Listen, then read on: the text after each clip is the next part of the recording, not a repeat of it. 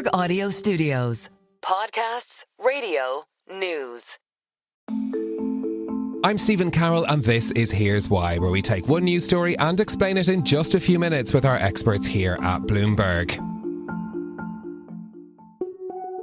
I don't want to travel on the air. I mean, this is part of the problem. We just had the worst crash since 2009 on January 29th over D.C. airspace. It seems like we are seeing more and more air crashes. I think we are seeing more operations that aren't going as they should. It feels like a miracle that these people were able to leave this plane and there was no fatalities. It's been a difficult few months for the aviation industry. A spate of mid-air incidents, botched landings and near misses has brought safety concerns to the fore. Flying is still one of the safest modes of transport, with far fewer deaths per passenger mile than travel by car, ferry or train. But events like the mid-air collision over Washington DC in January have prompted Donald Trump, among others, to promise action. My administration will set the highest possible bar for aviation safety. We have to have our smartest people. It doesn't matter what they look like, how they speak, who they are. It matters intellect, talent, the word talent. They have to be talented, naturally talented geniuses. Experts have voiced concerns that air traffic control staffing may have played a role in the Washington crash, and it reflects a wider problem in the industry around the world. Here's why there's a shortage of air traffic controllers.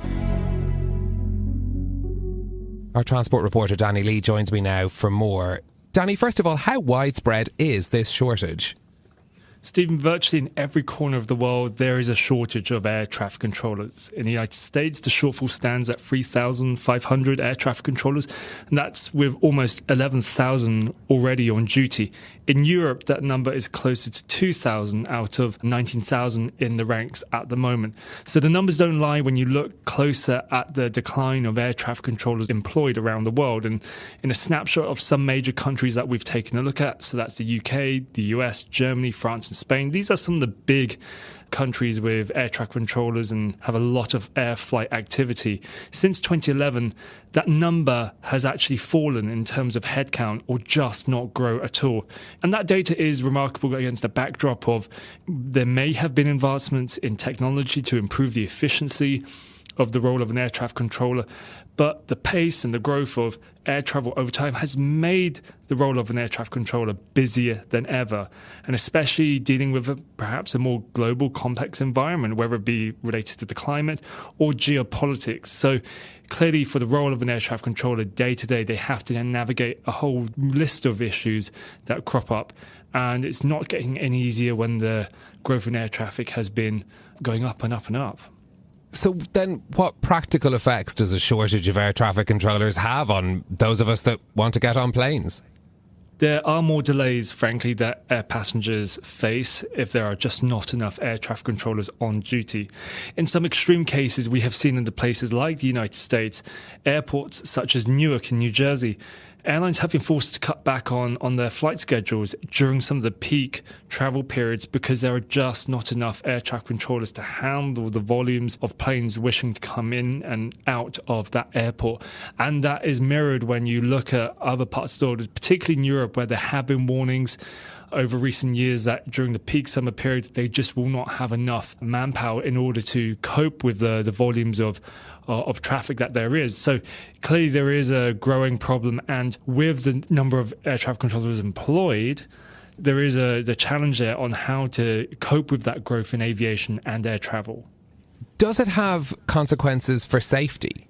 I think there is a concern, a lingering concern, that with the most recent accident that took place in Washington, D.C., that brought into question the role of air traffic controllers and the shortage that there was at the time, that this accident could happen again if people are not careful. And in the United States, there has been an increasing concern of the shortfall of air traffic controllers, and the likes of the Trump administration now trying to take action to boost the number of staff on duty and to improve the aviation infrastructure as a whole. And clearly safety is paramount in aviation, and so a lot of concern around the world about can the aviation industry cope with the levels of growth and with some parts of the system actually breaking down like that. What are the important reasons behind there being a shortage in this particular role of air traffic controllers? Well, during COVID, there was an increasing number of staff that had retired from the various organizations that managed the industry.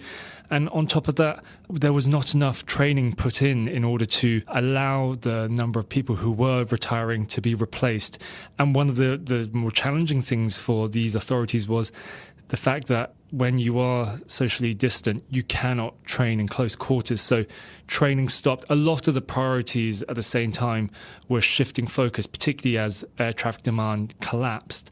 And so we have seen this backlog of training that has not been taking place, and only now in the recent several months. And so there has been an improvement in terms of backfilling these roles, but still we have a long way to go, particularly in the likes of the United States, where they have seen a huge understaffing in some of its major air traffic control centers. And so there's a lot of catch-up going on, but it takes years, up to 3 years in some cases, for air traffic controllers to be trained properly. And so this is not a quick fix when you think about the training, because there is a multi-stage process along the way.